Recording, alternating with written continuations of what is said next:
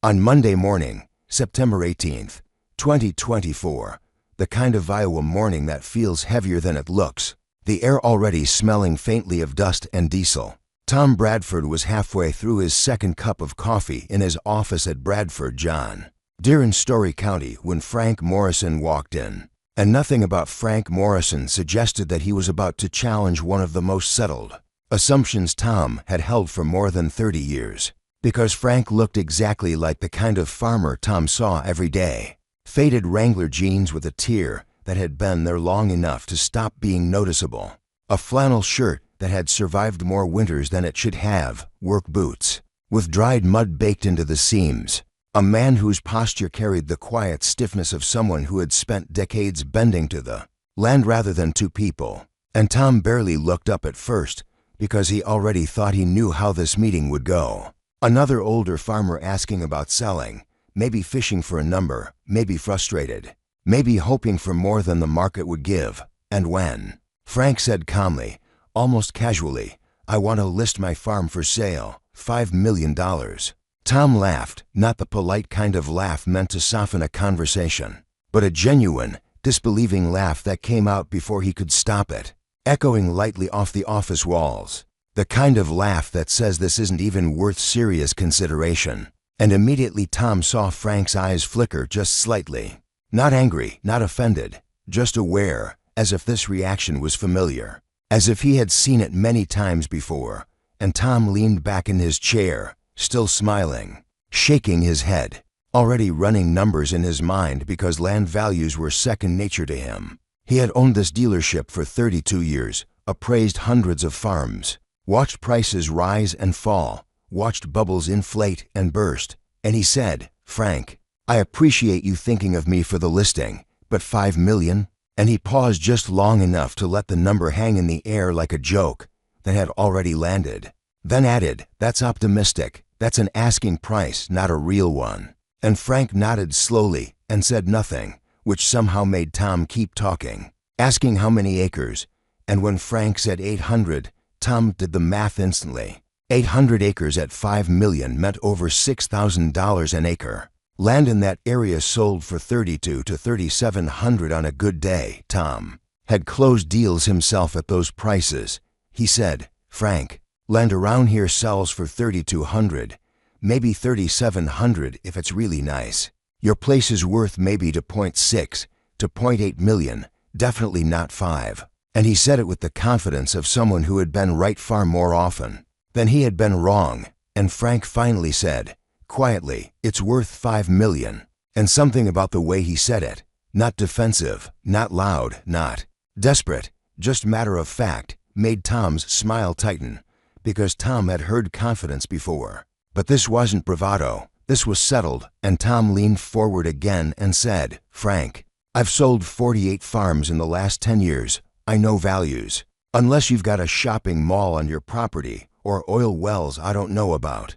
800 acres isn't worth $5 million. And Frank met his eyes and said, "It is." And for a moment the room felt smaller, the way it does when two people are standing on opposite sides of something neither wants to step away from.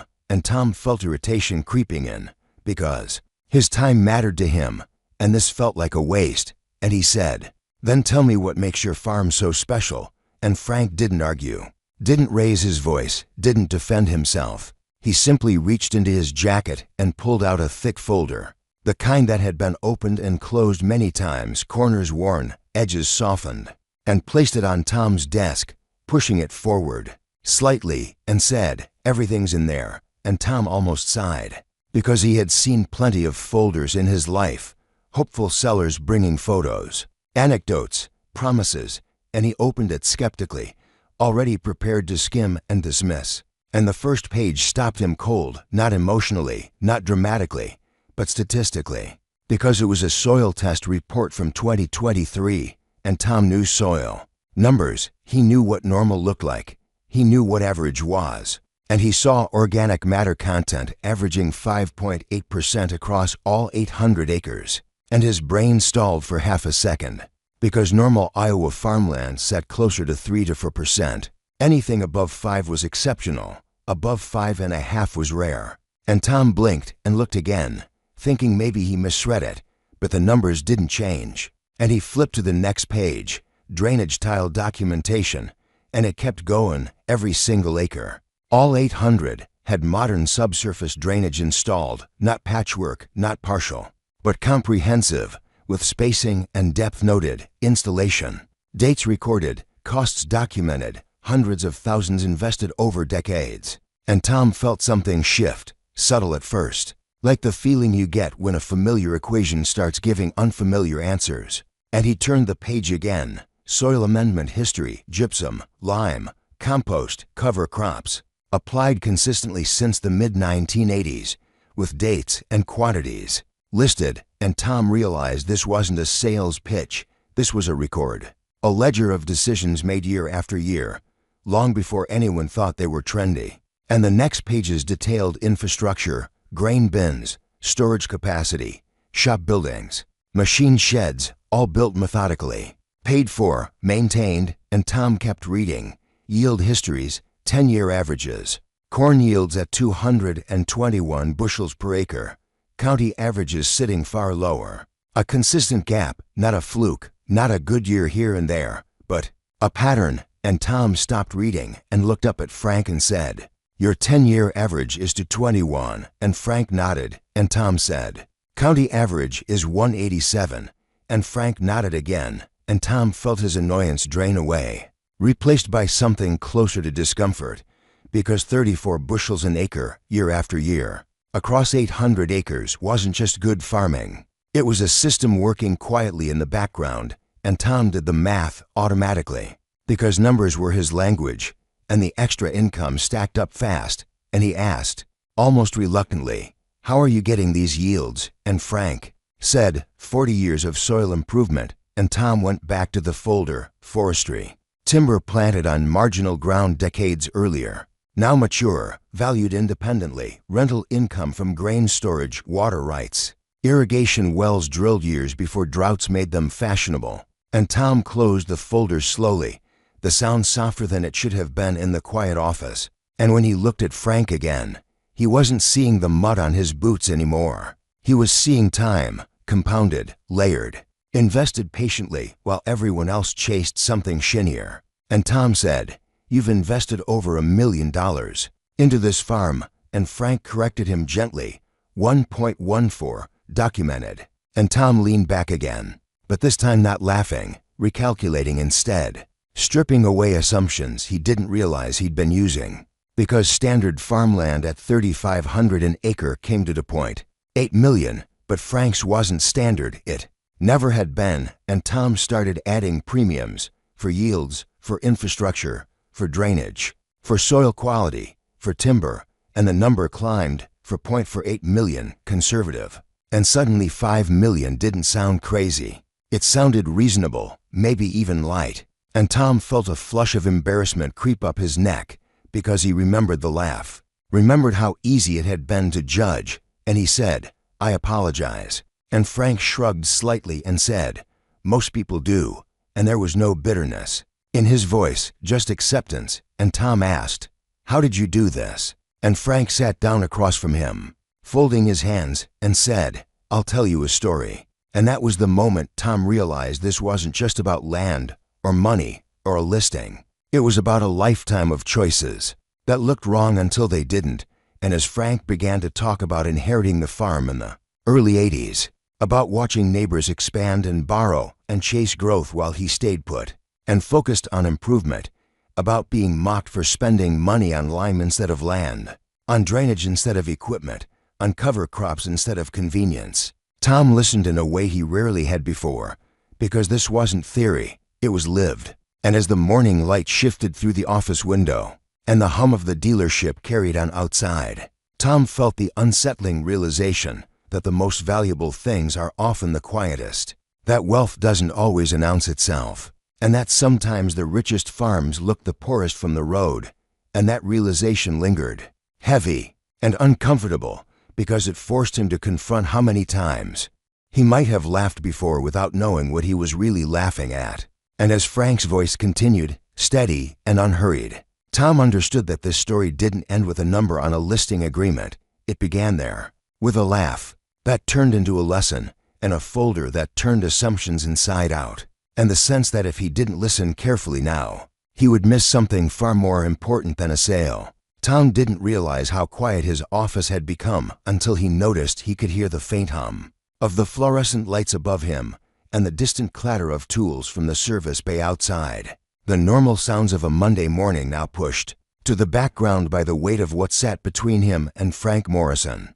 Because once Frank started talking, Tom stopped interrupting, stopped nodding mechanically, stopped thinking about his schedule, and simply listened, and that alone was unusual for him. Because Tom Bradford was used to being the one who explained things, who told farmers what their land was worth, who translated acres into dollars and dollars into decisions, but now he found himself leaning back, hands resting on the armrests of his chair, eyes drifting occasionally to the folder on his desk, as Frank spoke in the same steady tone he'd used since he walked in.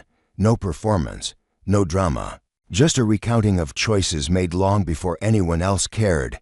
And Frank said that when he inherited the farm in 1979, 800 acres his father had slowly paid off acre by acre. It wasn't impressive land, it wasn't famous land, it was just ground, some of it good, some of it marginal, some of it stubbornly wet in the spring and cracked in the heat of August. And Tom felt a flicker of recognition there, because he'd seen that kind of land plenty of times, the kind most people tolerate rather than respect. And Frank said that by the early 80s, everyone around him was talking about growth, about expansion, about how you either got bigger or you got out. And Tom remembered those years well, the optimism, the easy credit, the belief that if you just added more acres or newer equipment, everything else would take care of itself. And Frank said he watched his neighbors sign loan papers, watched new tractors roll in, watched shiny trucks replace old ones. And he said it felt like standing still while everyone else surged forward. And Tom nodded without realizing it, because he'd watched that too, from the other side of the desk. And Frank said that in 1985, when he paid $800 for a comprehensive soil test across all 800 acres, people laughed at him for that too, told him he was wasting money on dirt, and when the results came back showing low organic matter, acidic pH, marginal nutrients, Frank said he didn't panic, he didn't complain. He just saw a problem that could be worked on. And when he spent $14,000 on lime instead of on land, neighbors shook their heads, said he was missing his chance, said land was the only thing that mattered. And Tom felt a slow tightening in his chest, because he remembered how often he himself had said some version of that land was the only thing that mattered. And Frank said that when he started tiling 40 acres a year, every year, starting with the worst spots, not the easiest ones, people told him the ground drained fine enough, that he was fixing problems that didn't exist. And Frank said he learned early that fine enough was just another way of saying good enough for someone who doesn't plan to be here long. And Tom shifted in his chair at that, because it hit closer than he expected. And Frank talked about planting cover crops in the late 80s, long before anyone else around him did, planting things he didn't harvest, putting money into seed that didn't show up in the elevator ticket. And he said neighbors called it hippie farming, said he'd lost his mind, said he was falling behind. And Tom could picture it easily. The sideways glances, the comments at the coffee shop, the quiet judgment that followed anyone who stepped out of line. And as Frank spoke, Tom realized that what he had mistaken for stubbornness or ignorance earlier was actually something else, entirely a kind of patience that didn't need validation. And when Frank paused, Tom found himself asking questions he hadn't planned to ask, not to challenge, but to understand, asking about the timing of tile installations, about how he decided where to start, about how yields changed year by year. And Frank answered each one without exaggeration, without selling it, just explaining the logic. And Tom began to see the pattern emerging clearly now, that none of this was accidental. None of it was luck. It was a system built piece by piece while everyone else chased scale. And Tom thought about the farms he'd watched fail over the decades, the ones that looked successful until they weren't, the ones with the biggest equipment payments and the tightest margins. And for the first time in a long while, he felt uncertain, not about the math, but about the assumptions behind it, and he picked the folder back up, flipping through pages he'd already seen, but this time with different eyes, lingering on the documentation of drainage tile spacing, on the careful record-keeping of inputs, on the long, boring consistency of it all. And he said, "You never stopped." And Frank shook his head and said, "Why would I?" And that answer sat heavier than any explanation, because it implied a long-term view that most people never took. And Tom said, most people would have quit. And Frank said, most people did. And the office seemed smaller again, not from tension this time, but from the weight of that truth. And Tom closed the folder and set it aside, because he didn't need it anymore to believe what he was seeing. And he leaned forward and said, "Frank, you understand why I laughed?" And Frank nodded. And Tom said, "I've been doing this a long time." And Frank nodded again. And Tom said, "But I've never seen this." And for the first time since Frank walked in, there was something like pride in Frank's expression, not loud, not showy, just a quiet acknowledgement that the work had finally been seen. And Tom realized then that the folder wasn't just evidence, it was protection. A shield Frank had built because he knew how the world worked, how quickly people dismissed what they didn't understand. And Tom said, "You've built something most people don't know how to value." And Frank said, "That's why I came to you." And that stopped Tom cold, because he had assumed Frank came because he didn't know better, because he needed help, because he was out of options. But now he understood that Frank had chosen him deliberately, not because he expected an easy yes, but because he wanted someone who sold to farmers, someone who might eventually understand what he had built. And Tom felt the weight of that responsibility settle on him, heavier than any commission check. And he asked, "Why sell now?" And Frank said he was 74, that his kids had gone into medicine, that none of them wanted the farm. And Tom heard something in that answer that went beyond logistics, the quiet acceptance of time passing, of seasons ending whether you're ready or not. And Frank said he could keep farming, probably would if circumstances were different, but he didn't want to be the kind of man who died in the field, just because he didn't know how to stop. And Tom nodded, because he knew farmers like that. And Frank said he wanted to enjoy the money while he still could, travel with his wife, see the things they'd put off because there was always another season, another harvest, another improvement to make. And Tom thought about how often he himself postponed life, telling himself he'd slow down later. And he said, "What do you want to do with $5 million?" And Frank smiled, just slightly, and said, "I don't need $5 million."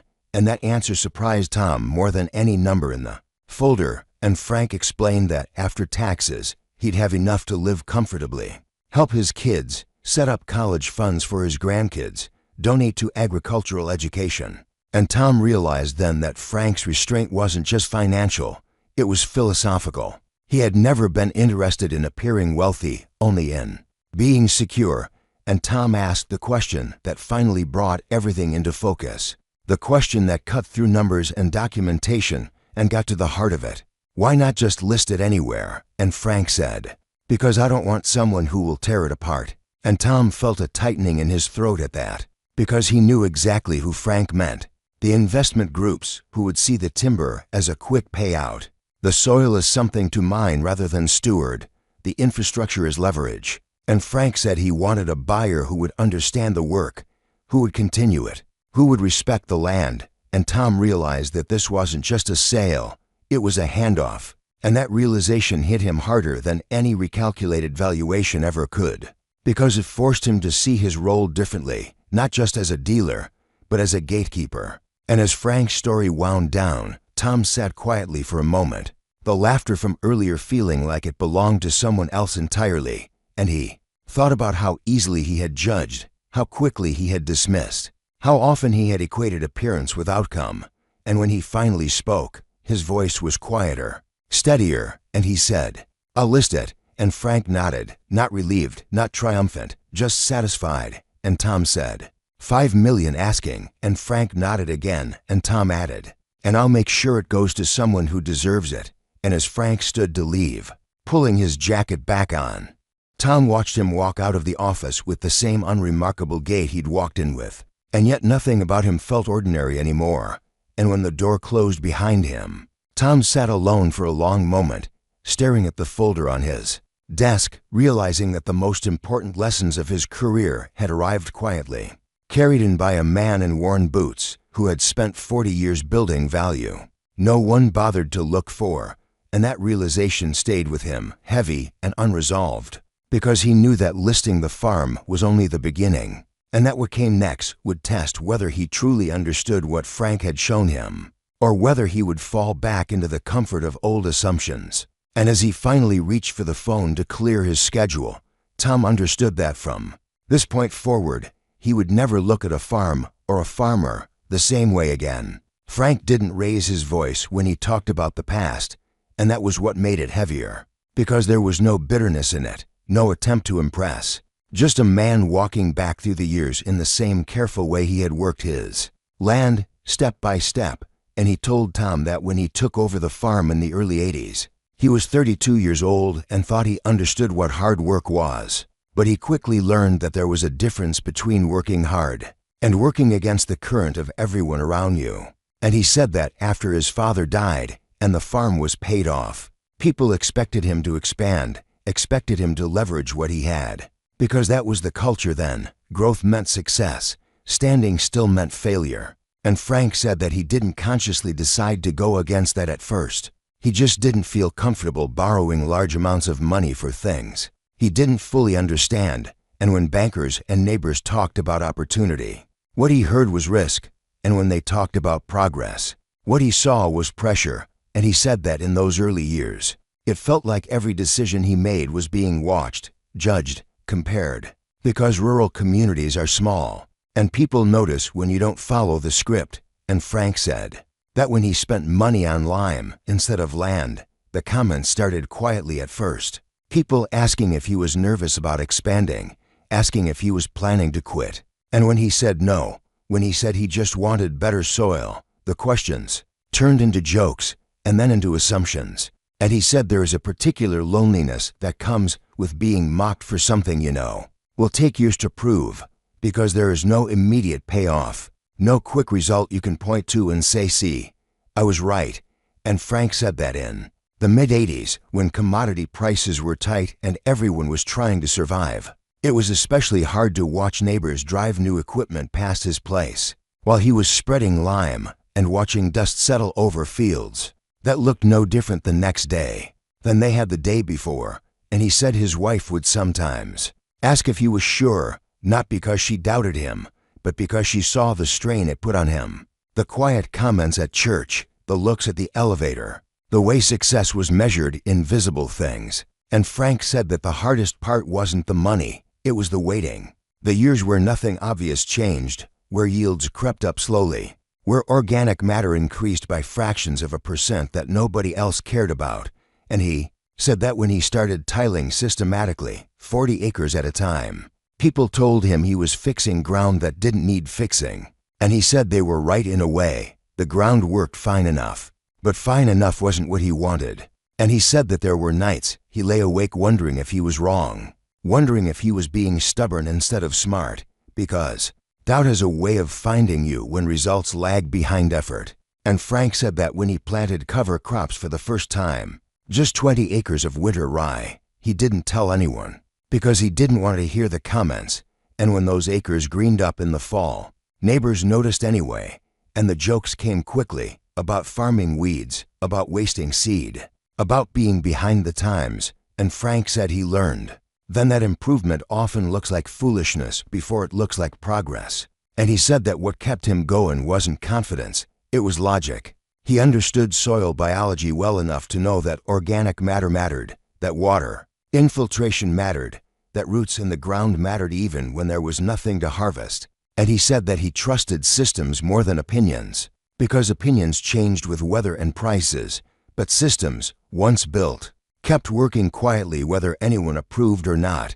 And as he talked, Tom began to see how much discipline it took to stay the course, because Frank wasn't insulated from the failures around him. He watched neighbors who expanded aggressively struggle when interest rates climbed, watched equipment payments squeeze margins tighter and tighter, watched stress creep into families.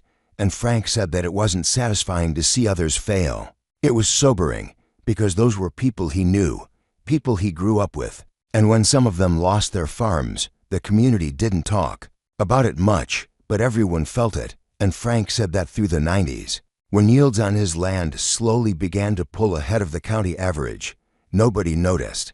Because it wasn't dramatic, it wasn't a single bumper crop, it was consistency. And consistency doesn't make headlines. And he said that by the time people started asking how he was doing it. He had already been doing it for years, and even then, many didn't want the answer. Because the answer required patience, and patience is uncomfortable, and Frank said that one of the hardest things he had to accept was that being right didn't mean being understood, and that sometimes the reward for doing the right thing was simply the ability to keep doing it.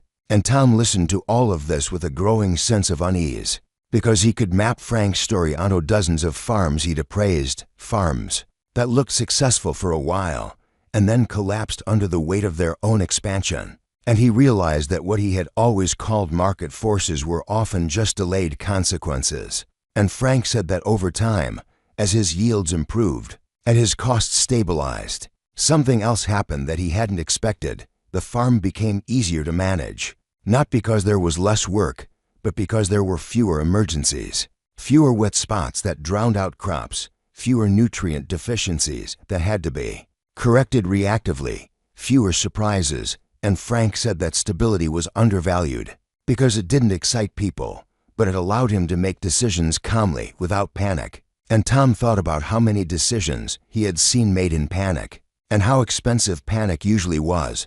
And Frank said that as the years passed, he added infrastructure not to look successful, but to reduce friction, building grain storage so he could control timing, building a shop so he could do his own maintenance, investing in timber on marginal ground so it could work for him instead of against him. And he said each decision was small on its own, but together they created something resilient, and Tom could hear the pride in Frank's voice now. Not pride in having more, but pride in having built something that worked, something that didn't depend on luck. And Frank said that there were times he wondered what his life would have been like if he'd chosen differently, if he'd expanded like everyone else, if he'd chased scale instead of quality. And he said he didn't judge those who did, because everyone makes choices based on what they value.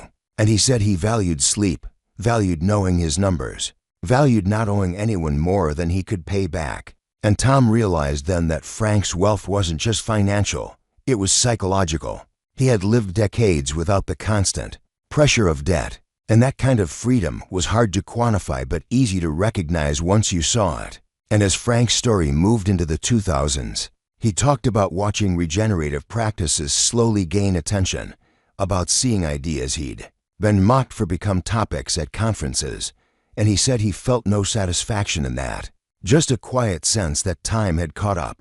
And Tom thought about how many times he himself had dismissed things because they weren't common yet. And Frank said that by the time people started asking about his yields seriously, he was already thinking about legacy, about what would happen to the farm after him, because land outlasts people. And he said he didn't want his life's work undone in a few years by someone who didn't care. And Tom felt the weight of that again, because it reframed the sale as something much larger than a transaction. And as Frank finished talking about those years, the room felt heavy with the accumulation of decades, of quiet choices that didn't look like success until suddenly they did. And Tom realized that the reason Frank's story mattered so much wasn't because it was rare, but because it was invisible, because it challenged the idea that success has to be loud. And as Frank's voice trailed off, Tom sat in silence, thinking about how many times he had valued appearance over substance, speed over patience, scale over depth. And he understood then that the folder on his desk represented more than proof. It represented a life lived deliberately in a world that rewards impulse, and that understanding made him uncomfortable, because it forced him to confront not just how he valued farms, but how he valued success itself. And as Frank shifted in his chair, preparing to move the story forward, Tom knew that the next chapter wouldn't be about the past anymore. It would be about what happens when invisible work finally becomes visible, and who is willing to see it when it does. The farm was officially listed on September 20th, 2024. And Tom Bradford spent more time writing that listing than he had spent on any other in his career, because this time he knew that if he wrote it the way most listings were written, acres first, price second, vague promises last, he would be betraying everything Frank Morrison had spent 40 years building. So he rewrote it again and again until it stopped sounding like marketing and started sounding like truth, until it said plainly that this wasn't just 800 acres in Story County. It was 800 acres that had been worked, corrected, drained, improved, documented, and protected. And when he finally uploaded it, he felt a strange mix of anticipation and dread, because he knew exactly what would happen next, and it happened faster than he expected. The phone calls started coming in within hours, emails stacking up in his inbox, texts from people he hadn't heard from in years, and by the end of the first week there were 47 inquiries, far more than Tom had predicted. And at first that felt like validation, like proof that he had done something right. But as he started returning calls, he realized quickly that attention didn't mean understanding, because the first wave of interest came almost entirely from investment groups, firms with polished voices and efficient questions, people who talked about capitalization rates and exit strategies, people who wanted to know how fast the timber could be harvested, how aggressively yields could be pushed, how quickly costs could be cut. And Tom found himself ending those conversations politely but firmly, because Frank had been clear, and Tom understood now that clarity mattered. And each time he declined another offer that would have paid the price, but stripped the soul out of the land, he felt a quiet sense of alignment, as if he were finally doing the job he should have been doing all along. And then came the farmers, local and regional, people who knew the area, people who had driven past Frank's fields for years without ever really seeing them. And many of them balked immediately at the price. 800 acres for $5 million sounded insane. When you stopped at the headline, and Tom could hear it in their voices, the disbelief, the reflexive rejection, and he didn't argue with them, didn't push, because he had learned something from Frank. You can't force people to value what they aren't ready to value, and he told them to read the documentation, and most didn't, and that was fine, because Tom wasn't looking for most people anymore. And then there were a handful who did read it, who called back with different questions, quieter questions, questions about soil tests and yield stability and drainage maps, and those conversations felt different, slower, more thoughtful, and Tom realized that the real filter wasn't the price. It was patience, and among those serious inquiries, one stood out almost immediately, not because it was flashy, but because it felt familiar. Daniel and Rebecca Trent, a couple in their late 30s, farming for 180 acres about 40 miles south. People who had been saving deliberately for years, who had cash on hand and clean credit, who asked for the full documentation before asking for a showing. And when Tom spoke to them on the phone, he heard something in their tone that he recognized now, a mix of caution and curiosity, and he scheduled the showing for a Tuesday morning. And when Daniel and Rebecca arrived at the farm, Frank was already there, standing near the edge of one of the fields, hands in his pockets, watching the light settle across ground he knew better than any map could show. And Tom watched from a distance at first, because he wanted to see how they moved, how they looked, how they reacted. And Daniel and Rebecca didn't rush. They walked slowly, stopped often, knelt down, broke apart soil in their hands, asked about tile lines and cover crop history, check bin ladders and shop wiring. And Tom felt something shift again, because he had seen plenty of buyers walk land before, but this was different. This wasn't inspection, it was conversation, and after 4 hours of walking and talking, they ended up sitting in Frank's modest kitchen, the same kitchen where so many quiet decisions had been made. And Rebecca said something that surprised everyone in the room, including Frank. She said, "Mr. Morrison, your farm is worth more than $5 million. And there was no flattery in it, just calculation, and she laid it out calmly. The income differential alone, the 34 bushel advantage per acre, multiplied out, capitalized conservatively, not even counting infrastructure or timber or irrigation." And Tom watched Frank closely then, expecting resistance, maybe pride. But Frank just smiled, not because he wanted more, but because he recognized the reasoning. And when Daniel explained that they didn't want the farm because it was big, but because it worked, because it was proof that regenerative practices weren't just theory, that they produced results over time, Tom felt the full weight of the moment, because this was exactly what Frank had hoped for, and the negotiation that followed was unlike any Tom had ever facilitated, because it wasn't adversarial, it wasn't about squeezing every dollar, it was about alignment. And when Frank agreed to come down $100,000 from the asking price in exchange for a commitment to continue soil improvement practices and to mentor other farmers, Tom realized that value wasn't just something you extracted, it was something you protected.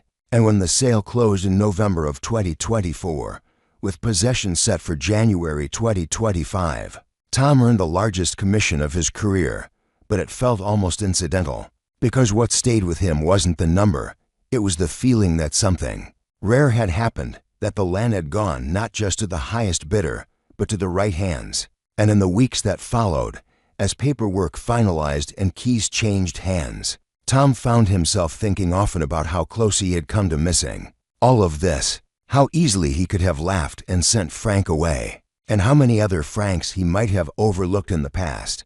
And when colleagues asked him how he pulled off a sale so far above market, he found himself bristling at the phrasing, because it implied a trick, a manipulation, and Tom knew now that there was no trick, there was only attention. And as the year turned and Daniel and Rebecca took possession of the farm, Tom watched from a distance again, not as a dealer this time, but as a witness, watching a system built over 40 years begin its next chapter. And he knew that the story wasn't over yet, that the real test would come not at closing, but in the seasons that followed, when the land would either confirm or contradict everything Frank had built, and that uncertainty, that anticipation, sat quietly beneath the surface, waiting for time to do what it always does, reveal the truth. After the sale closed in November of 2024, and the paperwork was finally filed away, Tom Bradford expected things to return to normal. Expected the story of Frank Morrison's farm to become just another successful transaction in his long career. But it didn't, because the story kept unfolding in ways that refused to stay neatly contained in a closing statement. And as January of 2025 arrived and Daniel and Rebecca Trent officially took possession of the land, Tom found himself paying closer attention than he ever had before, not because it was his deal, but because he wanted to see if the years of invisible work would hold up under new hands. And the first few months passed quietly, no dramatic changes, no sweeping announcements, just the steady rhythm of farming. And that was exactly what Frank had built for, a system that didn't depend on him being there every day. And Tom began to notice something else too, subtle at first, the way other farmers started asking different questions when they called him. Questions that weren't just about acres and price, but about soil tests, drainage history, yield stability. And Tom realized that Frank's sale had planted a seed, not just in the ground, but in people's thinking. And when he met with a colleague over coffee a few weeks later, and the colleague laughed and said, "Heard you got $5 million for the Morrison place. How'd you pull that off?" Tom felt irritation flare again, because that laugh sounded too much like his own head months earlier. And he said, quietly but firmly, it wasn't above market. And when the colleague scoffed and said land around there wasn't worth that, Tom said, "Bad land isn't," and the conversation stalled. Because Tom had learned something important that not everyone needed to understand, and trying to convince the wrong people was a waste of time. And as winter turned into spring, Tom began evaluating every farm differently, asking questions he had never prioritized before, looking for documentation others ignored, and he started finding patterns. A handful of farms that reminded him of Frank's, not in scale, but in intent. Farmers who had invested steadily, quietly, without recognition. And when he listed those farms at premium prices, they sold faster than he expected. And for the first time in his career, Tom felt like he was doing more than matching buyers and sellers. He felt like he was correcting a blind spot. And in March of 2025, when he was asked to speak at an Iowa Farm Bureau meeting, He didn't prepare a polished presentation. He told a story instead, about a farmer he had laughed at, about assumptions he had made, about how wrong he had been, and as he spoke, he saw recognition ripple through the room, because everyone there knew someone like Frank, someone who didn't look successful by conventional standards, someone who drove old trucks and wore worn clothes, and Tom realized that the power of the story wasn't in the numbers. It was in the permission it gave people to rethink what success looked like. And after the meeting, a dozen farmers approached him, not asking how to sell, but asking how to build value, asking where to start, asking what Frank had done. And Tom connected them with Daniel and Rebecca, who had committed to continuing Frank's practices and sharing what they learned, and slowly, without any formal announcement, a small group began to form, farmers meeting quarterly, comparing notes, talking about organic matter percentages instead of acreage totals. And they jokingly called themselves the Morrison Method Farmers, a name that stuck because it captured something real, a shift from chasing size to building substance. And Frank watched all of this from a distance at first, because after selling the farm, he had moved into a modest home in Ames, downsizing without regret, traveling with his wife to places they had talked about for decades, but never prioritized. And when people congratulated him on the sale and asked what he planned to do with the money, he gave the same answer every time, that he planned to live comfortably, help his family, and give back where it mattered. And he did, donating hundreds of thousands to soil health research, setting up college funds for his grandchildren, and living on investment income without changing the way he lived. And Tom noticed that Frank never bought a new truck, never built a showpiece house, and it struck him that Frank's restraint was the most consistent thing about him. And as the 2025 growing season progressed, Daniel and Rebecca began reporting results, not dramatic, not record-breaking, but solid, stable yields slightly below Frank's long-term average, which made sense during a transition year. And when Daniel called Frank in January of 2026 to give him an update, saying the corn had yielded to 118 bushels per acre, Frank smiled and said, 3 bushels below my average. And there was pride in his voice, not because the number was high, but because the system worked even without him. And Daniel told him that neighbors were starting cover crops, that conversations were changing, that the legacy was spreading. And after the call ended, Frank sat quietly for a long moment, feeling a satisfaction deeper than anything money could provide, because the work had outlived him. And back in Story County, Tom found himself thinking often about that first laugh, about how easily he had dismissed Frank based on appearance, and how many times he had probably done the same to others. And he changed the way he trained his staff, teaching them to ask better questions, to look beyond surface metrics, to respect documentation. And as the Morrison Method Group grew from a handful of farms to more than 20 by early 2026, Tom saw something he hadn't expected. A shift in confidence among farmers who had spent years feeling behind, who now realized they had been building something all along. At a meeting in late 2025, Frank attended as a guest, standing quietly at the back until Daniel invited him to speak. And when Frank told the group that he had spent 40 years being mocked for his choices, that neighbors thought he was behind the times, that they measured success by acres and equipment while he measured it by soil health and yield stability, there was no anger in his voice, just clarity. And when he said that most of those neighbors were gone now, lost farms, retired poor, barely surviving, while he had built generational wealth by focusing on fundamentals, the room fell silent, not out of shock, but recognition, because everyone there knew the truth of it. And as the meeting ended with a standing ovation, Tom watched Frank accept it with the same humility he had always carried. And he realized that the real value of the story wasn't the $5 million sale. It was the lesson it left behind. That real wealth is built quietly, patiently, in places people don't look.